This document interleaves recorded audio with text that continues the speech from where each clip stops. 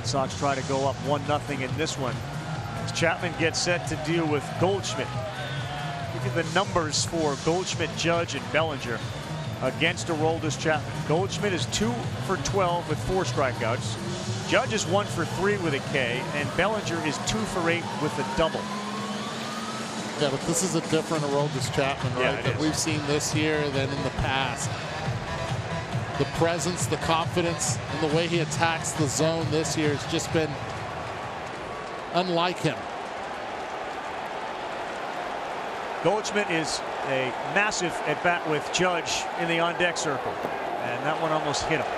Had a Major League manager this year tell me the best pitcher in baseball, forget about how many innings they can't throw or not, is on the mound right now from what he saw this year.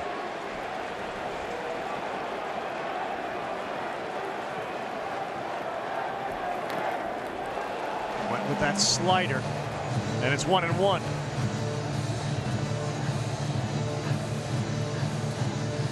Aroldis Chapman, we saw him before the game throwing in the outfield.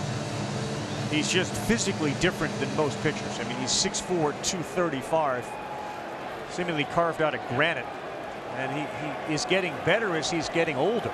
Well, think about when the Texas Rangers, and he was on that team when they won the World Series. He was not on the circle of trust of Bruce Bochy. Not at all. 1-1. And Goldschmidt delivers. He knocks one into right, and Aaron Judge will come up as the tying run. What a moment here at Yankee Stadium in the first of this wild card series between New York and Boston. You think the fans know it? Tying run at the plate, the most prolific home run hitter past few years is up.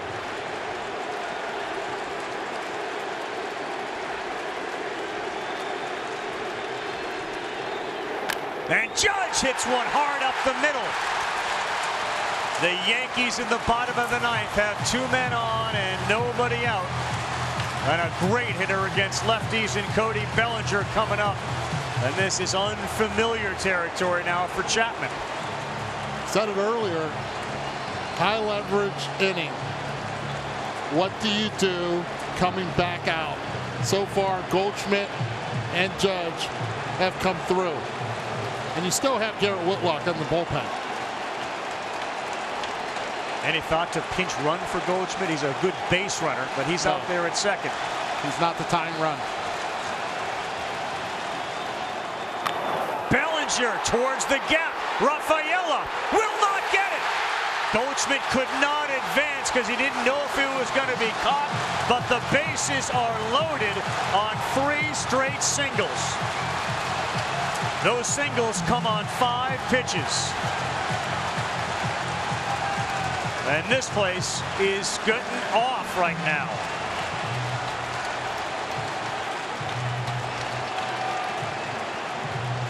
Andrew Bailey will come on out to talk to Chapman. There have not been many of these meetings with Chapman this year. And Bellinger so good against left-handed pitching, the best left-handed batter against left-handed pitching this year. Fights that pitch off, muscles it into the gap. Bases loaded, nobody out. Bellinger came in hitting almost 350 with runners in scoring position, and he delivered. And now it's Giancarlo Stanton time with Whitlock available but not throwing in the Red Sox bullpen. And think about, because if he gets Giancarlo out here, you got 2 lefties in Jazz Chisholm because he came in for defense for Rosario. 18 career postseason homers. They need 2 to tie.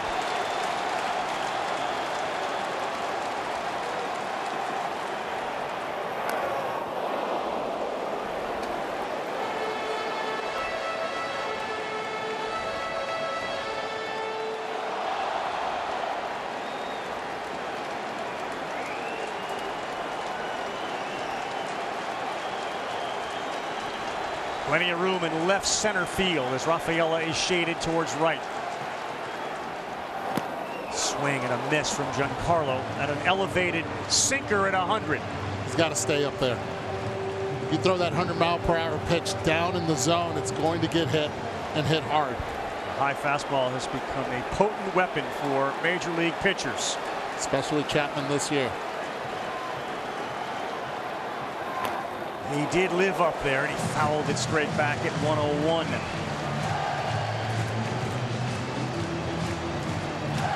Goldschmidt's at third after a single. Judge at second after his single, and Bellinger is at first. Time called at the plate.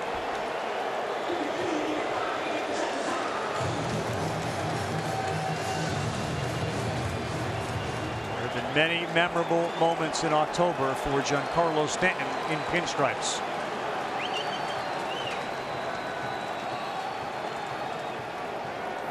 Not there. Chapman went with a splitter, and Stanton is struck out, the first out of the ninth.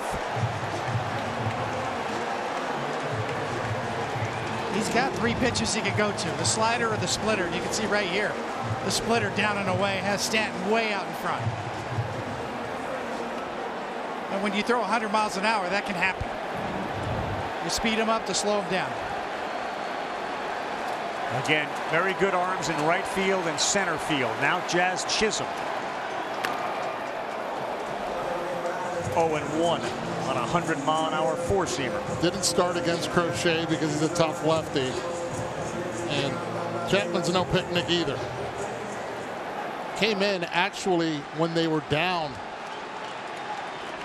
not up.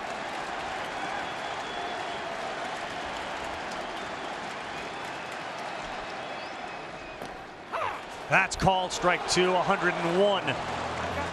It's a lot of the plate. It's a great point you made, though, that he came in, and usually you see him all warm and sweaty, and it's taken him a while. And of course, he was back on the bench after the 8th inning. Feels a little bit more like the Chapman they've seen all year, as he has thrown 6 straight strikes.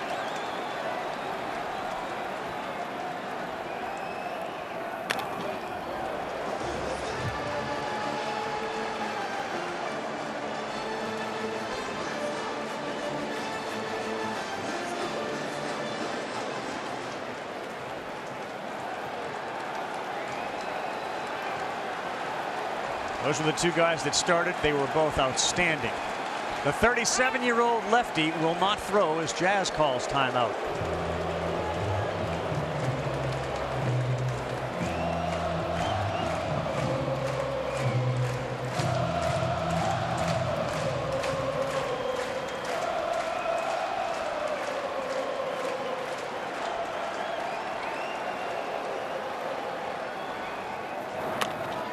Two. Again, Abreu, really good arm. Goldschmidt at third. He will not tag as that throw comes in, and there are now 2 down for the Yankees, trailing by 2 with Trent Grisham coming up.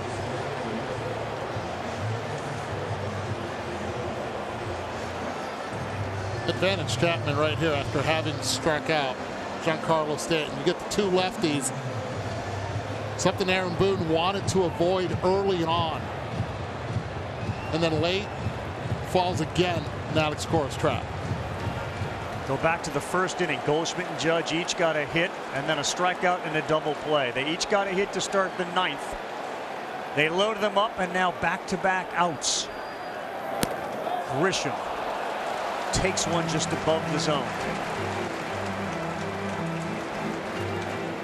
Got a good eye at the plate. Doesn't chase much.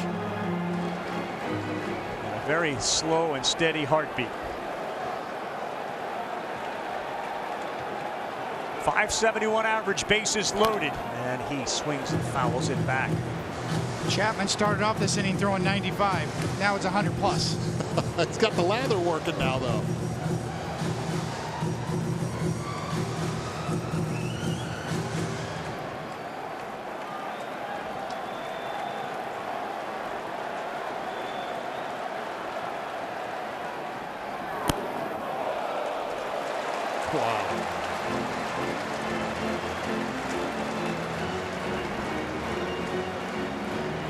Been a handful of those that have been very close, and they have tickled K-zone, but they have not gotten a strike call. 2 balls and a strike Judge is the tying run at second.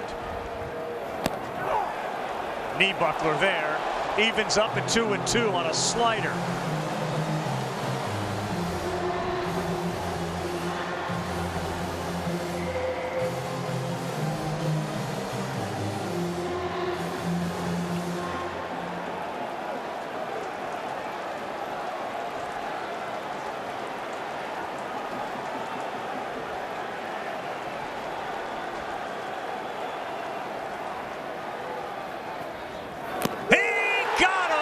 Red Sox rally from behind and take game one of this wild card 3-1.